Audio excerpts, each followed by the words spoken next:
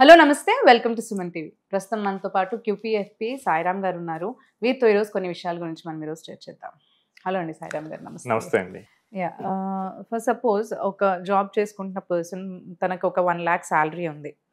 So తను ఒకవేళ అంటే ఇప్పుడు చాలామంది డ్రీమ్ హౌస్ అని హౌస్ని ప్లాన్ చేస్తూ ఉంటారు. ప్రతి ఒక్కరూ కలగంటూ ఉంటారు ఒక డ్రీమ్ హౌస్ అనేది మనకు ఉండాలి. స్పెషలీ సిటీస్లో ఉండే వాళ్ళకైతే ఇంకా ఎక్కువగా ఉంటుంది. దానికి రకరకాలుగా అంటే ఈఎంఐ ప్లాన్స్ అని ఇలా లోన్స్ తీసుకుని అలా ప్లాన్ చేస్తూ ఉంటారు. అసలు అయితే ప్రాపర్గా ఒక 1 lakh శాలరీ ఎర్న్ చేస్తున్న పర్సన్ హౌస్ ప్లాన్ చేయాలి అంటే ఎలా చేయాలి? సో ఈ రోజుల్లో హౌస్ ప్రైసెస్ అనేవి ఆకాశాన్ని అయితే అంటున్నాయి. కరెక్ట్, అవును. సో ఒక 4-5 ఏళ్ల క్రితం చూస్తే కనుక 50 లక్షలు 4-5 ఏళ్ల క్రితం చూస్తే కనుక 40-50 లక్షలు ఉన్నవి ఈరోజు ఈజీగా 1 కోటి టచ్ అవుతున్నాయి. కరెక్ట్, అవును. మధ్యతరగతి వాళ్ళకి ఏంటంటే ఇప్పుడు కొనకపోతే ఇంకెప్పుడు కొనలేమని ఒక అనుకుంటున్నారు. మాట అవును వచ్చేస్తుంది. అండ్ టైర్ 2, టైర్ 3 సిటీస్ ఇదేమి ఒక హైదరాబాద్కి మాత్రమే పరిమితం కాదు. టైర్ 2, టైర్ 3 సిటీస్లో కూడా కన్స్ట్రక్షన్ కాస్ట్ చాలా బాగా పెరిగిపోయింది. రైట్. అండ్ మీరు కనుక గమనిస్తే కనుక హై ఇంటీరియర్ డిజైన్స్ ఇవన్నీ సోఫాస్ మంచి ఎలక్ట్రికల్ ఐటమ్స్ ఇవన్నీ ఒకప్పుడు కేవలం మెట్రో సిటీస్లో మాత్రమే ఉండేవి. ఇవి ఇప్పుడు పల్లెలకు కూడా వచ్చేసాయి. సో వీటన్నిటితో ఏమవుతుందంటే కన్స్ట్రక్షన్ కాస్ట్ చాలా బాగా పెరిగిపోతుంది. సో ఇప్పుడు 1 lakh ఇన్కమ్ వస్తున్న వాళ్ళు ఒక హౌస్ ఎలా ప్లాన్ చేయాలో చూద్దాం. 1 lakh ఇన్కమ్ అంటే both wife and husband earn చేస్తే కొంచెం ఈజీగానే ఎర్న్ చేయొచ్చు. కరెక్ట్. సో మనకి చూస్తే కనుక మొత్తం తెలుగు స్టేట్స్ కన్సిడర్ చేస్తే ఒక 60 lakhsలో హౌస్ అనేది మనకి మంచి 2 BHK అనేది వస్తుంది. హైదరాబాద్ లాంటి సిటీస్ అయితే కనుక అవుట్స్కట్స్కి వెళ్ళాలి, లేదా సెకండ్ హ్యాండ్ అపార్ట్మెంట్స్ అలాంటివి తీసుకుంటే కనుక వచ్చేస్తుంది. సో ఈ 60 lakhs కనుక మనం బై చేయాలంటే కనుక మన దగ్గర డౌన్ పేమెంట్కి అట్లీస్ట్ 10 lakhs అయితే ఉండాలి. ఓకే. ఈ 10 lakhs మనం డౌన్ పేమెంట్ ఇచ్చి కనీసం మిగతా 50 lakhs లోన్ ద్వారా వెళ్ళి మనం ఈ హౌస్ అనేది తీసుకోవచ్చు. సో ఈ 10 lakhs డౌన్ పేమెంట్ కూడా నేను పర్సనల్ లోన్తో తీసుకొస్తాను లేదా నేను గోల్డ్ లోన్తో తీసుకొస్తానంటే కనుక మీరు ఫినాన్షియల్గా చాలా పెద్ద మిస్టేక్ చేస్తున్నారు. అంటే సేవింగ్స్ నుంచి పెట్టమంటున్నారు. ఖచ్చితంగా సేవింగ్స్ నుంచే పెట్టాలి. ఇప్పుడు అతనికి అంత సేవింగ్స్ లేదనుకోండి, వెయిట్ చేయాల్సిందే. ఒక చెట్టు వేయమనండి, ఓకే, వెయిట్ చేయాల్సిందే. మీకు ఎలిజిబిలిటీ లేకుండా కనుక మీరు ప్రాపర్టీస్ తీసుకుంటే అది రివర్స్ లో కాంపౌండ్ అయి మిమ్మల్ని తినేస్తుంది. అప్పుడు వాళ్ళు తీసుకోవాలనుకున్న హౌస్ రేట్ కూడా పెరిగిపోతుంది కదా, మరి తిను సేవ్ చేసే అంతలో ఇన్కమ్ కూడా పెరుగుతుంటుంది కదా.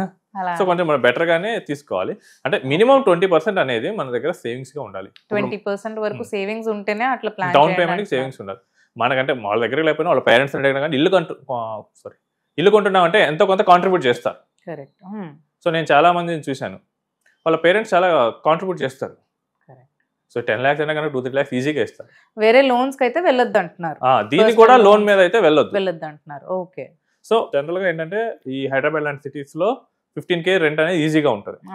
ఆ పర్సన్ 15K రెంట్ పే చేస్తుంటే, సో ఇప్పుడు కనుక కొత్త హౌస్ కన్స్ట్రక్షన్కి వెళ్ళాడు అనుకుందాం. సో 50 lakhs లోన్ తీసుకున్నాడు. ఈ రోజు రేట్ ఆఫ్ ఇంట్రెస్ట్ 7.5%. సో మనకి 30 years లోన్ కనుక పెడితే కనుక 35,000 రూపీస్ ఈఎంఐ పడుతుంది. ఆయన కట్టే రెంట్ 15,000. ద మూమెంట్ ఇల్లు కట్టుకున్నాడంటే కనుక ఈ రెంట్ అనేది ఉండదు కదా. సో ఇప్పుడు ఆయన ఎక్స్ట్రాగా బర్డెన్ ఎంత? 20,000. సో ఆ మొత్తం 35,000 రూపీస్ ఈఎంఐ పెట్టుకుంటే 1 lakh 35,000 ఈఎంఐ ఇస్ స్టాండర్డ్. జనరల్గా మేము ఫినాన్షియల్ ప్లానింగ్స్ చేసేటప్పుడు ఈఎంఐస్కి 30-35% వెయిటేజ్ ఇస్తుంటాం.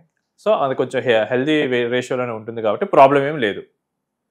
సో ఈ 35,000 రూపీస్ ఈఎంఐ పెట్టేసి 30 years పెట్టుకొని హౌస్ కన్స్ట్రక్షన్కి వెళ్ళిపోవచ్చు. ఓకే. అండ్ ఇమీడియట్గా నెక్స్ట్ చేయాల్సింది ఏంటంటే అగ్రెసివ్గా కొంతమంది ఏం చేస్తారంటే లోన్ ఉండగానే నాకు వాళ్ళకి నిద్ర పట్టదు, ఇక దీన్ని అగ్రెసివ్గా చేసేసి క్లియర్ చేయాలని చెప్పి చేస్తూ ఉంటారు. మీరు ఎంత అగ్రెసివ్గా చేసినా అది 10 years అయితే పట్టుద్ది. ఇక్కడ మనం తెలివిగా వాడాలి. సో చాలామంది ఏం చేస్తారంటే 7.5% లోన్ ఉంది అనుకోండి, మీరు ఒక 1 lakh ప్రీపే చేస్తే మీకు సేవ్ అయ్యే 7.5% ఇంట్రెస్ట్. దాన్ని మీరు బదులు ఒక ఈక్విటీ మ్యూచువల్ ఫండ్లో పెట్టుకోండి, మీకు 12% వచ్చింది అనుకుందాం. మీకు ఈ డిఫరెన్స్ అనేది 4.5% మీకు సేవ్ అవుతున్నట్లే కదా. సో బెటర్ ఏంటంటే మీరు ఎక్స్ట్రా చేయాలనుకుందంట ఒక మ్యూచువల్ ఫండ్లో 10 years వరకు అట్లా పెట్టుకుంటూ వెళ్ళండి. ఆ కార్పస్ అనేది మీ లోన్కి మ్యాచ్ అవుతుంది 10-12 yearsలో మోస్ట్లీ. మ్యాచ్ అయిపోయిన వెంటనే మీరు తీసుకొని విత్డ్రా చేసుకొని క్లియర్ చేయొచ్చు. మీరు ఎక్స్ట్రాగా ఎంత పెట్టినా కానీ ఆ కాంపౌండింగ్ ఎఫెక్ట్ లో మీకు వర్క్ అవ్వదు. నెక్స్ట్ సో ప్యారల్ గా అందులో పెట్టే బదులు మనకి ఇక్కడ సేవింగ్స్ అనేది వస్తుంది కదా అంటున్నారు, లైక్ ఇన్వెస్ట్మెంట్ అనేది పెరుగుతుంది కదా అంటున్నారు. అవునండి. ఇంట్రెస్ట్ నేను ఎక్కువ కడతాను, ఇవేమీ మీకు వర్కౌట్ అవ్వవు. ఇంట్రెస్ట్ ఎప్పుడు మీరు వాడుకున్న బ్యాలెన్స్ మీదే కడతారు, అది కూడా 7.5%. సో ఎవరైనా మీకు ఈ రోజుల్లో 7.5%కి బయట ఇస్తారా? నెవర్. లేదు. సో 7.5 అంటే ఇట్ ఈస్ 60 పైసా వరకు ఉంటుంది. సో మీరు దాన్ని తెలివిగా హయ్యర్ ఇంట్రెస్ట్ వచ్చే దగ్గర ఇన్వెస్ట్ చేయమంటున్నారు.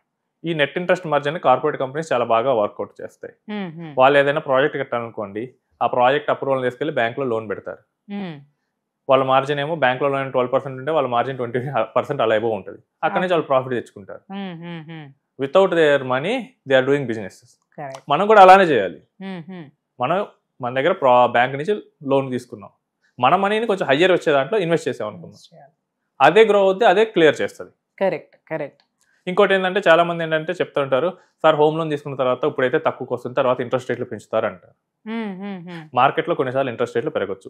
కోవిడ్ అప్పుడు 6.5% ఉన్నాయి, తర్వాత 9 వరకు టచ్ అయ్యాయి, ఇప్పుడు 7.5 వరకు వచ్చాయి.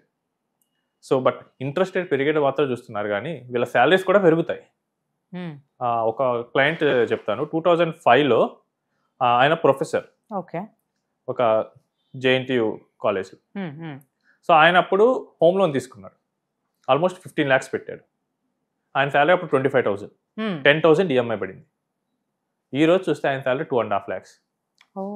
10,000 ఉంది ఈఎంఐ. EMI is nothing. 10,000 ఈ రోజులు అంటే చాలా మంది ఏంటంటే వాళ్ళ కాలేజ్కి వెళ్ళే పిల్లలకి పాకెట్ మనీగా కూడా ఇస్తున్నారు. సో మనకి లాంగ్ టర్మ్ ఏమవుతుందంటే మీరు గ్రో అయ్యే ఏజ్లో ఉంటే కనుక ఈఎంఐస్ బర్డెన్ కావు, కాబట్టి ఇనిషియల్ ఇయర్స్లో ఈఎంఐ బర్డెన్ గానే ఉంటుంది. కానీ మీరు అందుకనే ఎక్కువగా బెటర్ 30 years అలా స్ప్రెడ్ చేసుకోండి అని చెప్తుంటాం. మీరు కనుక ఇన్కమ్ కనుక పెరుగుతూ ఉంటే కనుక ఈఎంఐ అనేది తగ్గుతూ, అంటే మీకు ఈఎంఐ కట్టే రేషియో అనేది తగ్గుతూ ఉంటుంది. ఇంకా మీరు తొందరగా క్లోజ్ చేయాలనుకోండి, ఇప్పుడు 1,01% నెక్స్ట్ ఇయర్ హైక్ వచ్చింది, 10% వచ్చింది, 10,000 పెరుగుతుంది.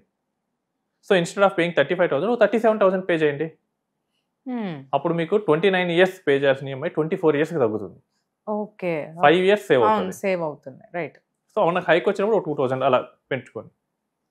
సో ఇలా మీరు కనుక కరెక్ట్గా ప్లాన్ చేసుకొని ఫినాన్షియల్ అడ్వైజర్ని కలిసి లోన్ ఎలా తక్కువగా చేయాలి, బెటర్గా ఎలా క్లియర్ చేయాలి, సో ఇలా చేసుకుంటే కనుక ఈజీగా తీసుకోవచ్చు. కరెక్ట్. అడ్వైజర్ని కనుక మనం కన్సల్ట్ చేస్తే ప్రాపర్ ప్లానింగ్ అనేది ఇస్తారంటారు, రైట్? యా. ఓకే అండి, thanks for sharing the information. Thank you so much.